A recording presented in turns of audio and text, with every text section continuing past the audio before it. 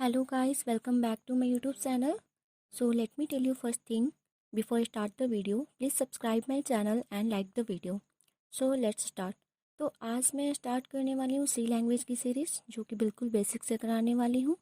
तो मेरे लेक्चर को पूरा देखें, आई होप आपको ये ज़रूर अच्छा लगेगा। Let's see. तो सबसे पहले हम लोग देखेंगे कि data programming in C start कर रहे हैं। तो सबसे पहले उसमें हम लोग देखते हैं कि डेटा क्या होते हैं। तो data is a collections of facts figure and statics which can be process to produce meaningful information. तो डेटा क्या होता है, सबसे पहले मैं बता दूं कि डेटा रॉ रॉ मटेरियल होते हैं, अनप्रोसेस्ड रॉ मटेरियल। अगर जैसे कि हम लोग मान लेते हैं कि घर में आटा है, पानी है, मतलब तो उससे क्या हम लोग रोटी बना सकते हैं? नहीं, वो सब रॉ मटेरियल है।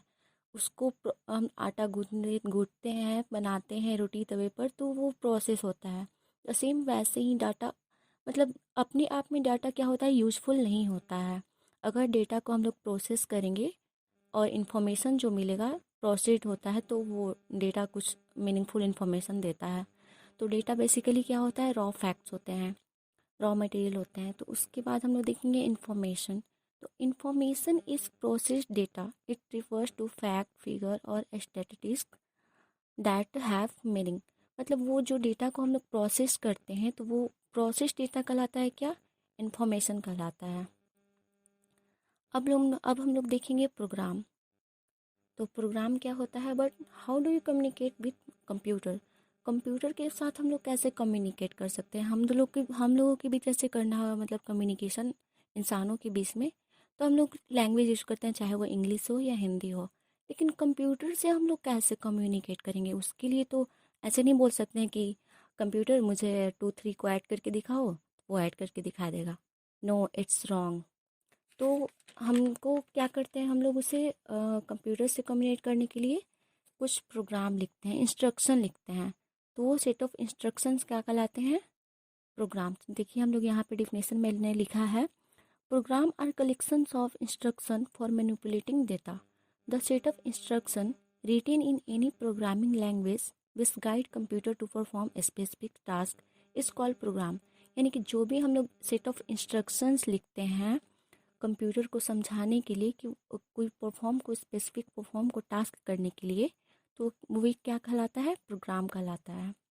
और सॉफ्टवेयर, अब देखेंगे हम लोग सॉफ्टवेयर के बारे में तो आप लोगों ने सुना ही होगा पहले से।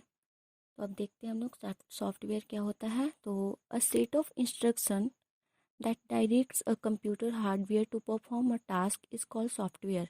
यानी कि कंप्यूटर, वहीं जो हम लोगों ने अभी समझा प्रोग्राम, तो प्रोग्राम्स के कलेक्शन को अब हम क्या बोलते हैं, सॉफ्टवेयर। जैसे आप लोगों ने सुना होगा सिस्टम सॉफ्टवेयर, एप्लीकेशन सॉफ्टवेयर। तो सिस्टम सॉफ्टवेयर वही होते हैं जो हार्डवेयर के साथ कम्युनिकेट करते हैं, हार्डवेयर के लिए काम करते हैं। और एप्लीकेशन सॉफ्टवेयर जो जिससे हम लोग अपने लिए करते हैं, यूज़ करते हैं।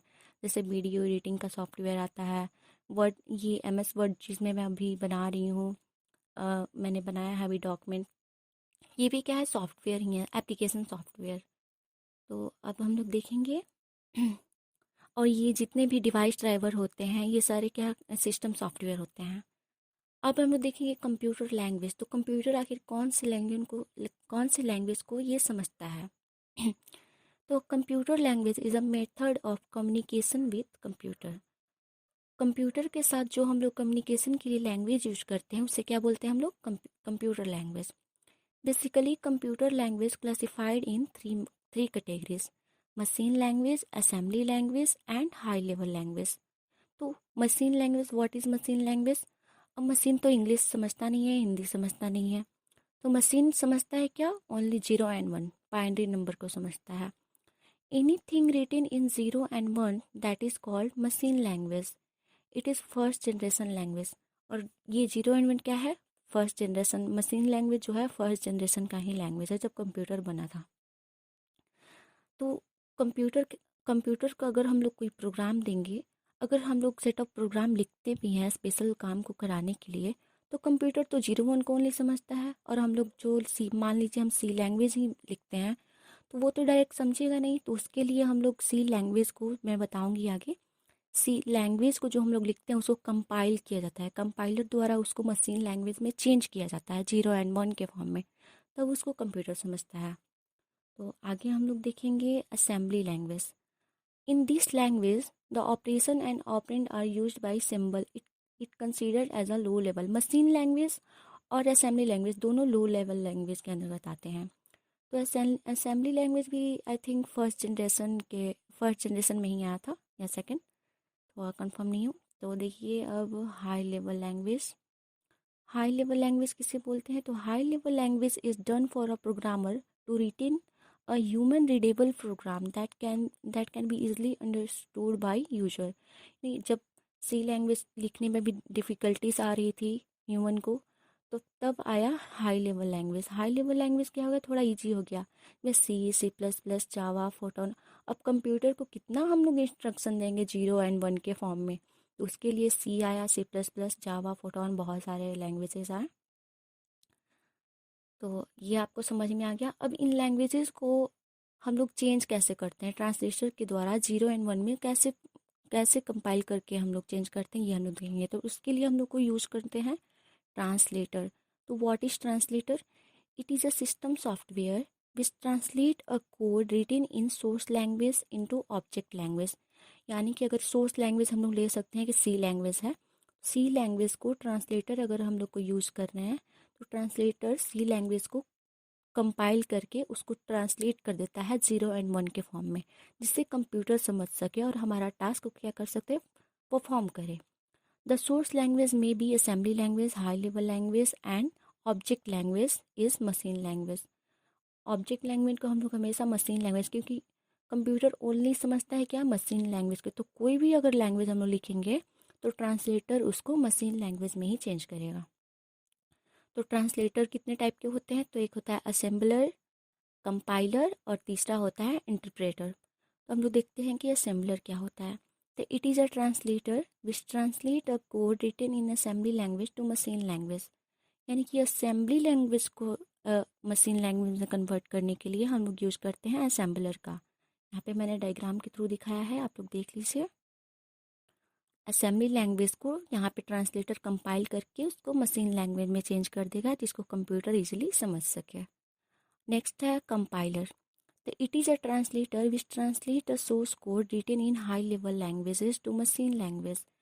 यानी कि अगर हाई लेवल लैंग्वेज को कंपाइलर के थ्रू हम लोग कन्वर्ट करते हैं मशीन लैंग्वेज में। इसका भी मैंने डायग्राम बनाया है, आप लोग देख लीजिए।